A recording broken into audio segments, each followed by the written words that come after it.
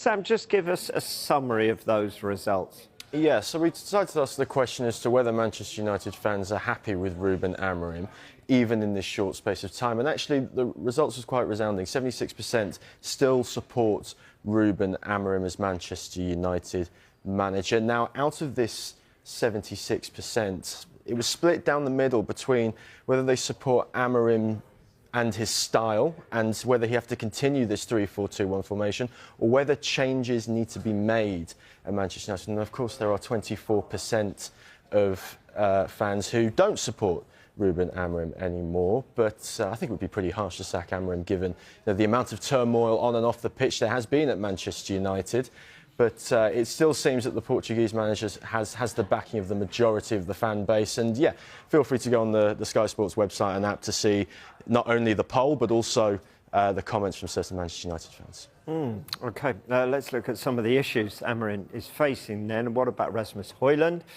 His struggles in front of goal continue, really, don't they? Yeah, that FA Cup defeat to Fulham means it's now 18 games without a goal for Rasmus Højlund. And actually, you know, he's only had 15 shots in that, and that's a pretty poor record as well. And actually, games without a shot, 8, which is pretty poor. He should have had a little bit more. He's missed 4 big chances, but again, only 6 shots on target from 18 games. It's not a good record. Now, the huge debate around Rasmus Højlund is whether is it his fault or is it perhaps the service. And if we look at his rankings this season, it does tell us a story that maybe actually it's a little bit of both. So what we've done is we've compared Rasmus Højlund to the 81 Premier League strikers this season in terms of the numbers and the underlying metrics.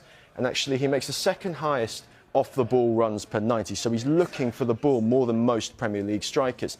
But only a quarter of them are in the box, and that's the 10th lowest out of all the Premier League forwards. Now, Manchester United players and his teammates still try to find him because he's in the top 10 for, runs that are targeted by a pass, but they don't necessarily find him. He's got the lowest out of all 81 Premier League strikers for touches in the opposition box this season. And then when he does get the ball, his dual success rate and his aerial success rate is among the bottom 2 or 3 strikers. So for Rasmus Højlund, I think it's very much the case of, yes, he does try, and no one can, go against his work ethic. And he is only 21, so he has got room to learn.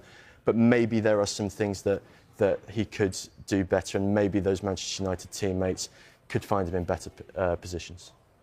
Interesting. Right, given those numbers, some United fans may be hoping to see 17-year-old striker Chido Obi from the start Thursday night, but just explain why that won't be the case. Yeah, so United play Real Sociedad in the Europa League last 16, and yeah, after the cameo performance against Fulham, a lot of people will be hoping that teenage striker Chido Obi Martin would be starting over Rasmus Højlund, but unfortunately he can't due to European registration rules. Now, how those rules work is that there is a List A and there is a List B. List A consists of the first team players that Manchester United have, and the deadline for that ended a couple of days after the January transfer window closed. Obi Martin has since come into the United first team since then, so he missed the deadline to be registered in that list. There is a List B which is saved for academy players, but in order to qualify for that list, you have to be an academy player for a certain amount of time, around 3 seasons at that club. Chido Obi Martin joined from Arsenal in January, so unfortunately he didn't qualify for that list. So Obi Martin won't be able to play in Europe for Manchester United this season. Actually, looking at their season, who knows when he will be making his European debut for the club. Unless they go and win the Europa League. Unless they win the Europa League. Yeah, OK. There's been plenty of talk around Bruno Fernandes following those comments from Roy Keane last week. Let's start with some positives in the attacking numbers. Highly debated, Bruno Fernandes, isn't he? Is he good for Manchester United? Is he part of the problem? Well, let's look at the positives. Yes, he's in the top 10 for a lot of the chance creation metrics, and actually you do have to ask the question, where would United be without Bruno Fernandes? 8th for assists, in the top 5 Premier League players for chances created, big chances created, expected assists in the top 10, and he actually scores from outside the box, so he brings that unpredictability to Manchester United. And it's particularly impressive given Manchester United's seasons. Players are sitting around 14th, 15th in the Premier League table don't necessarily finish in the top 10 of these metrics. So it's still really impressive from Bruno Fernandes from an attacking point of view and with the ball. Yeah, but I think what Roy Keane was getting at was the other side of the game, the defensive side. Where does he rank there? Yeah, well, it was also Stephen Warnock on the show yesterday. We're saying on the ball he's really good, but off the ball he's not so good. And actually, you can see there's a bit of endeavour from Bruno Fernandes. He does press. He does like to press. He's in the top 5 players for going after the ball. He's in the top 20 for pressing in the final third. And actually, no player has more pressures in the middle of the pitch than Bruno Fernandes. So he does try to get the ball back and he does put in the distance. But out of those pressures, only 11% are successful. And that ranks 367th out of 480 Premier League players. So it's all well and good pressing and going after the ball, but is the press effective? And ultimately, we've seen a few instances this season when Bruno Fernandes has gone after the ball and then hasn't got it, put his arms up. I think there was the second goal for Everton a few weeks ago was an example where Everton got an attack from one of those failed Bruno Fernandes presses. So I can understand the arguments for and against. He is important with the ball, but actually, could Bruno Fernandes be better supported in midfield with the pressing and maybe have someone backing him up to press and having a better team press if United to be more successful? Ruben Amorim needs a radical Sir Alex Ferguson-style rebuild at Manchester United but has been given a far weaker hand than recent managers at Old Trafford. Curiously, no team bar Manchester City has won more trophies in the last 9 years than Manchester United, even though it's widely accepted that standards at Old Trafford have declined alarmingly. Between them, Louis van Gaal, Jose Mourinho and Erik ten Hag won 4 domestic cups and a Europa League. For Tottenham, Newcastle or Everton, it would represent a golden period, but not for United, languishing in the most prestigious competitions since Sir Alex Ferguson left in 2013. Today's FA Cup 5th round tie against Fulham is a head-scratcher for 40-year-old Ruben Amorim, who by his own admission looks older every time he glances at the mirror. Lose and there will be another pile-on, but paradoxically victory won't cause much celebration. Winning the Europa League with its entry into the Champions League is far more important, making Thursday's tie against Real Sociedad the priority. Historically, United's success has always been dependent on creating stars from the academy but also paying the biggest transfer fees for the best players. Sir Alex Ferguson broke the British transfer record several times on the likes of Roy Keane, Andy Cole and Rio Ferdinand. Mourinho's €89 million spend on Paul Pogba was a world record and Solskjaer and Ten Hag were also able to pay big bucks. Manchester United's FA Cup tie against Fulham is a head-scratcher for Ruben Amorim. Lose and there will be another pile-on, but paradoxically victory won't cause much celebration. United are still alive in the Cup but their priority will be the Europa League instead, yet Amorim doesn't have that luxury as he contemplates life in 14th position in the Premier League, 34 points behind leaders Liverpool. PSR restrictions and Ratcliffe's desire to cut costs means expensive new blood isn't an option without a fairy godmother first wanting to buy existing United players.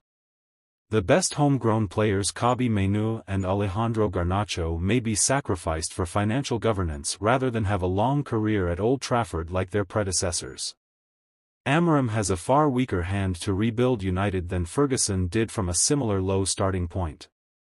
His immediate priority this summer is to try and exact some sort of cull to free up budget to bring in his players. Victor Lindelof, Johnny Evans, Tom Heaton and Christian Eriksen are out of contract and Hell want Marcus Rashford, Antony, Jadon Sancho and Tyrell Malacia to finish loan spells strongly to create a market. Nearly everyone else at Old Trafford is available at the right price, headed by Rasmus Højlund and Casemiro. The anticipated upheaval requires diplomatic tact from Amorim at a club already reeling over staff redundancies and rising ticket prices. The charming Portuguese declares honesty is the best policy as he seeks radical change. Amorim needs a Sir Alex Ferguson-style rebuild but has been dealt a far weaker hand. Everybody understands that in football sometimes you stay, sometimes you have to move on, he explains. I like to be clear. I was a player once and used that experience. When you are honest with someone, they can take it. It is hard in the beginning but they will understand.